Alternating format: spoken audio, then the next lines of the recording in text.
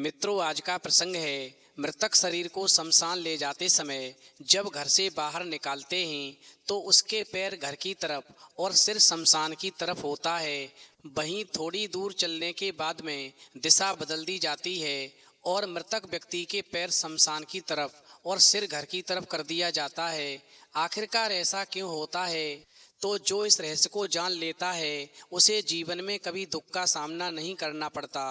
तो इस रहस्य को जानने के लिए आप कहानी के अंत तक बने रहें और आपसे अनुरोध है कि यदि आप हमारे चैनल पर नए हैं तो आप हमारी कहानी में खो जाएं। उससे पहले हमारे चैनल को सब्सक्राइब करके बेल आइकन अवश्य दबा लें, जिससे हमारी हर वीडियो का नोटिफिकेशन सबसे पहले आप तक पहुंच सके और आप हमारी हर वीडियो से प्राप्त ज्ञान का अपने जीवन में लाभ उठा सकें। तो आइए कहानी शुरू करते हैं। मित्रों, एक नगर में एक व्यापारी रहता था। वो अपने कारोबार से, धन से, पत्नी से, परिवार से बहुत प्यार करता था। उसका कारोबार दूर दूर तक फैला था। वो बहुत अमीर था, लेकिन वो पहले दर्जे का कंजूस था। एक एक पैसा वो देखभाल करके खर्च करता था। व्यापारी इतना कंजूस था कि भोजन में सूखी रोटी एक सब्जी के साथ खाता था। घर के बने सीधे साधे कपड़े पहनता था। घर में कोई नौकर चाकर नहीं रखता था। सारा काम उसकी पत्नी स्वयं करती थी। उसकी कोई संतान भी नहीं थी। उसे जहाँ कहीं जाना होता था तो पैदल ही जाता था। सभी लोग जानते थे कि ये बहुत धनी है, परंतु बहुत बड़ा कंजूस है। लोगों ने उसका नाम मक्खी चूस रख छोड़ा था। व्यापारी जैसे तैसे जो भी कमाता था उससे सोने के सिक्के बनवा लेता था। वहीं व्यापारी के घर के पीछे एक बहुत बड़ा बगीचा था। व्यापारी रोजाना सुबह शाम सैर करने के लिए उस बगीचे में जाता था और उसी बगीचे में एक पेड़ के नीचे उसने एक बड़ा सा घड़ा मिट्टी में दबाकर रखा हुआ था, क्योंकि जो भी दौलत वो इकट्ठी करता था सोने के सिक्कों के रूप में उस मटके में डाल देता था।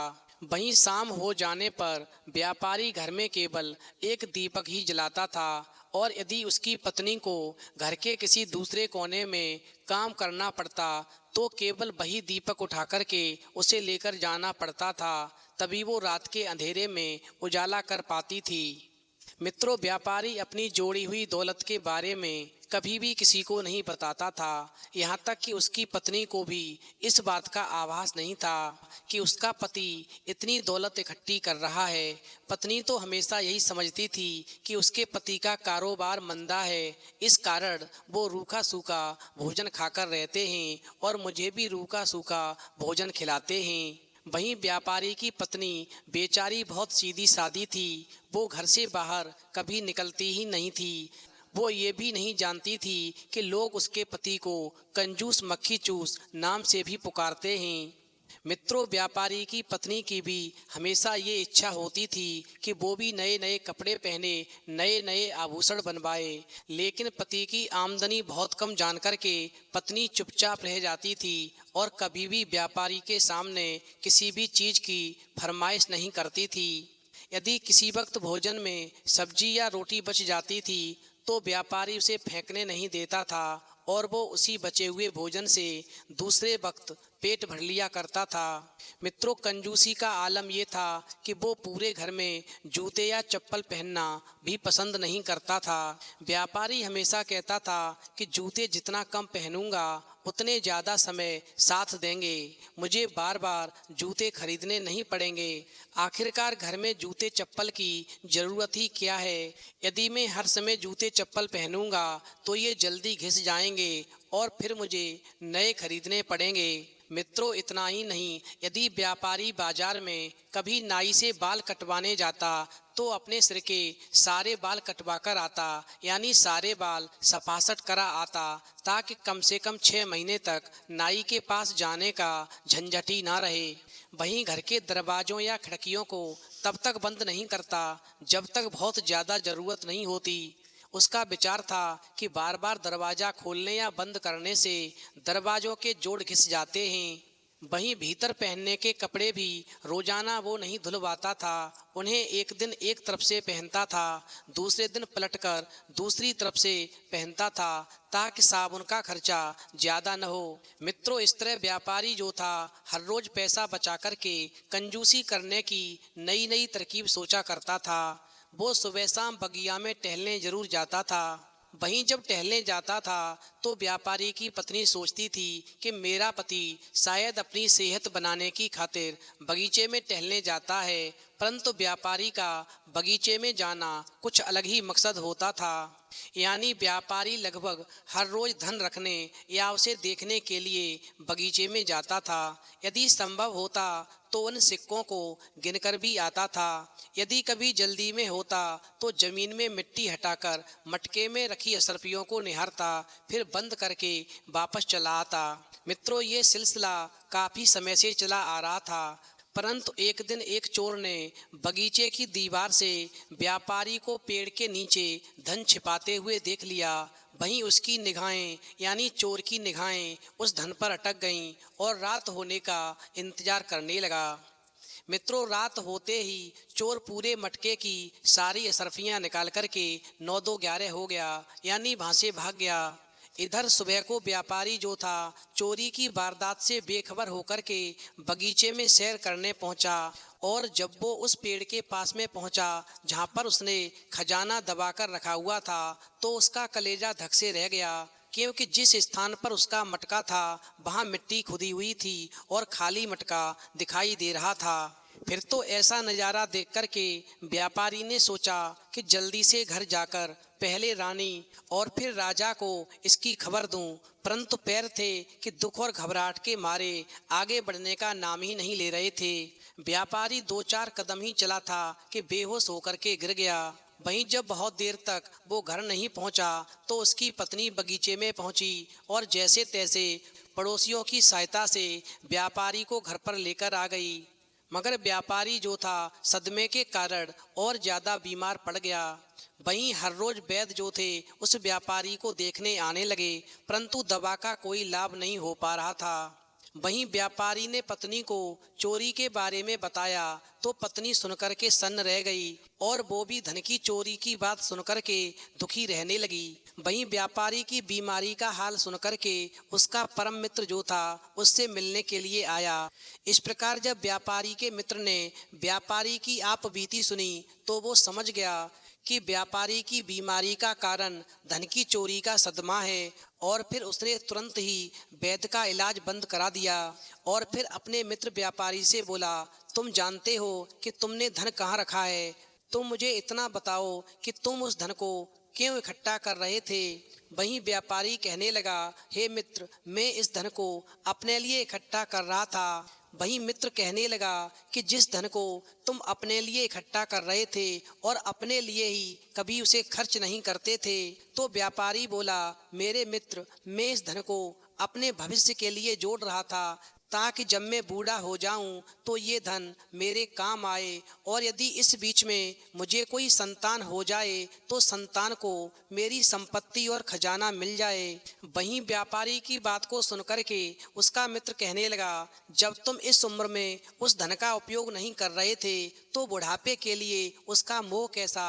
अच्छा, अब मेरा कहना मानो और उस धन को भूल जाओ कि तुम्हारा धन चोरी हुआ है, और जैसा रूखा सूखा अब तक खाते थे वैसा ही खाते रहो, और जैसे सादे कपड़े पहनते थे वैसे ही पहनते रहो। वहीं मित्र की बात को सुनकर के व्यापारी ने जल्दी से अपने मित्र की बात काटी और बोला, ये कैसे हो सकता है? मेरा धन तो चला ही गया, मैं कैसे शांत रह सकता हूँ? वहीं व्यापारी की बात को सुनकर के व्यापारी के मित्र ने व्यापारी को एक बार फिर से समझाने का प्रयास किया और कहा, हे मित्र, जिस धन का तुम्हारे लिए उपयोग नहीं था वो बेकारी था। अब वह धन तुम्हारे पास रहे या किसी और के पास रहे, इससे क्या फर्क पड़ता है?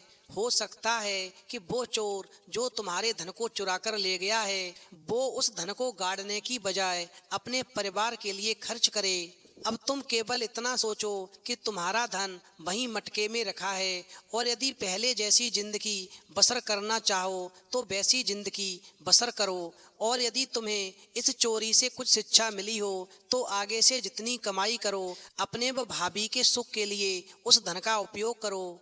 कल का क्या भरोसा। पहली बात तो तुम्हारी संतान ही नहीं है, और यदि हो भी तो भी तुम उसके लिए जोड़ जोड़ कर स्वयं को दुख क्यों देते हो। क्योंकि संतान लायक होगी तो खुद ही कमाकर खा लेगी। मुफ्त में मिली दौलत से तो संतान बिगड़ जाती है और उस धन को अय्यासी में बर्बाद कर देती है। इस प्रकार व्यापारी का मित्र व्यापारी को ज्यादा मोह न करने को लेकर समझा ही रहा था कि तब तक उस राज्य के राजा की मृत्यु हो गई और राजा को लोग कंधे पर रखकर शमशान लेकर जा रहे थे। मित्रों, जैसे ही व्यापारी के घर के सामने आए वैसे ही राजा के मृत शरीर को उन्होंने जमीन पर रखा और राजा के पैर आगे कर लिए और सिर पीछे कर लिया। फिर तो ऐसा देख कर के व्यापारी अपने मित्र से कहने लगा, हे मित्र, मेरी समझ में एक बात नहीं आई। अब तक तो ये लोग राजा के शव को लेकर जा रहे थे तो राजा का सिर शमशान घाट की तरफ था और पैर राजमहल की तरफ थे, लेकिन अब इन्होंने मृतक शरीर की दिशा बदल दी और इन्होंने सिर राजा के महल की तरफ कर दिया और पैर शमशान घाट की तरफ कर दिए और लेकर जाने लगे। आखिरकार इन्होंने मृत शरीर की दिशा क्यों बदली, मेरी समझ में ये नहीं आया। क्या तुम मुझे समझा सकते हो। इस प्रकार व्यापारी का जो मित्र था वो कहने लगा, आज मैं तुम्हें अपने गुरुजी के पास लेकर चलता हूँ। वो बहुत बड़े सन्यासी हैं, वो ही इस रहस्य की बात को तुम्हें समझा सकते हैं। मित्रों, इस प्रकार व्यापारी का मित्र व्यापारी को लेकर के जब सन्यासी के पास पहुँचा और रहस्य के बारे में जानने की कोशिश की तो सन्यासी व्यापारी को समझाकर कहने लगे, तुम जिस राजा की बात कर रहे हो वो इस राज्य का राजा है। आओ, मैं तुम्हें इस रहस्य को बताने से पहले राजा के बारे में थोड़ा बताता हूँ, जिससे तुम्हारी समझ में तुम्हारे प्रश्न का उत्तर ठीक से आ सके।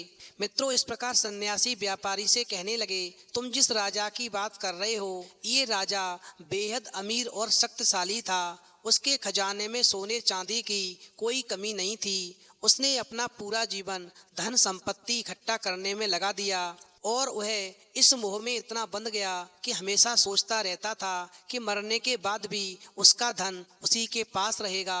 वो कभी किसी को भी कुछ नहीं देना चाहता था, यहाँ तक कि गरीबों और जरूरतमंदों की मदद करने में भी उसे हिचक होती थी। इस प्रकार समय धीरे धीरे गुजरता गया। फिर एक दिन एक सिद्ध योगी राजा के दरबार में आए तो राजा ने उनसे पूछा, महाराज, क्या कोई तरीका है जिससे मैं अपने धन को मरने के बाद भी अपने साथ लेकर जा सकूं।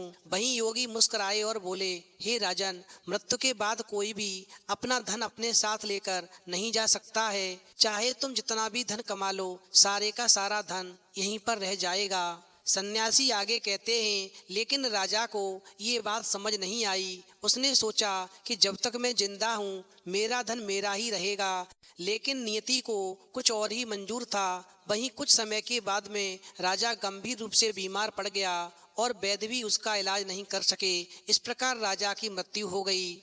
और जब राजा की मृत्यु हुई तो उसके सेवकों ने उसे अंतिम संस्कार के लिए शमशान ले जाने की तैयारी की। और जब राजा का शव उठाया गया तो उसके पैर राजमहल की तरफ थे और सिर जो था शमशान की तरफ था। वहीं राजा की मुट्ठी में सोने की कुछ मुद्राएं जकड़ी हुई थीं।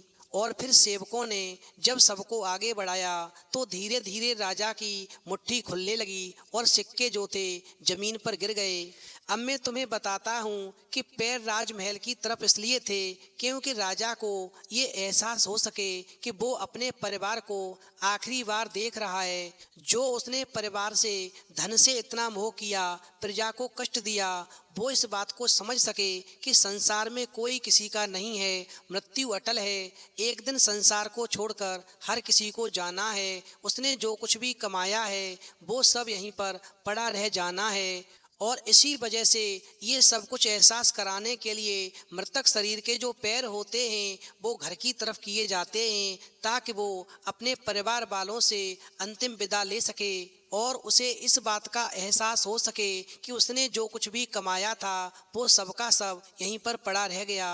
और उस सारे धन को वो अपने साथ में बिल्कुल भी नहीं ले जा सका। वहीं थोड़ी दूर चलने के बाद में सबको पीपल के वृक्ष के नीचे रखा जाता है ताकि उसे देवताओं का आशीर्वाद मिल सके, और फिर वहां से आगे सबकी दिशा बदल दी जाती है और ऐसा करते ही पैर शमशान की ओर और सिर महल की ओर हो जाता है। और ऐसा इसलिए किया जाता है क्योंकि जब पैर शमशान की तरफ हो जाते हैं तो मृतक व्यक्ति को इस बात का एहसास हो सके कि उसका परिवार से, धन से और इस संसार से पूरी तरह से नाता टूट चुका है और अब उसे एक नई दुनिया में नई यात्रा पर जाना है। वहीं सन्यासी ने व्यापारी से आगे कहा, अब समझ लो यही संसार का नियम है। राजा अपने जीवन भर धन को पकड़कर रखना चाहता था, लेकिन मरते समय भी उसे ये समझ नहीं आया कि वो इस धन को अपने साथ लेकर नहीं जा सकता है। यहाँ तक कि उसकी मुट्ठी भी उसे पकड़कर नहीं रख सकी। और जो राजा ने मरते समय अपनी मुट्ठी में कुछ सोने की मोहरें रखी हुई थीं, वो भी मुट्ठी खुल गई और वो भी बाहर निकल गईं। ये इस बात का प्रतीक है कि जो भी व्यक्ति इस संसार में आता है वो यहाँ से खाली हाथी जाता है। चाहे वो कितना भी धन इकट्ठा कर ले, अंत में उसे सब कुछ यहीं छोड़कर जाना पड़ता है। मित्रों, इस प्रकार सन्यासी की बात उस व्यापारी के समझ में आ गई और धीरे धीरे वो चुस्त और स्वस्थ हो गया। उसे समझ में आ गया कि जो आनंद स्वयं जरूरत के खर्च करने में है वो जोड़ करके रखने में नहीं है।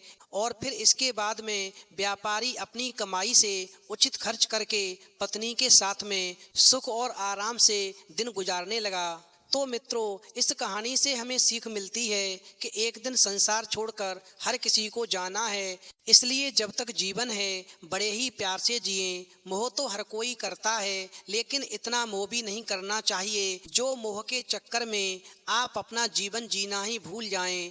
अच्छे कर्म करें और सुखपूर्वक अपने जीवन का सफर पूरा करें। तो मित्रों, यदि आज की जानकारी आपको अच्छी लगी हो तो प्लीज़ आप हमारे चैनल को सब्सक्राइब करें और वीडियो को अधिक से अधिक शेयर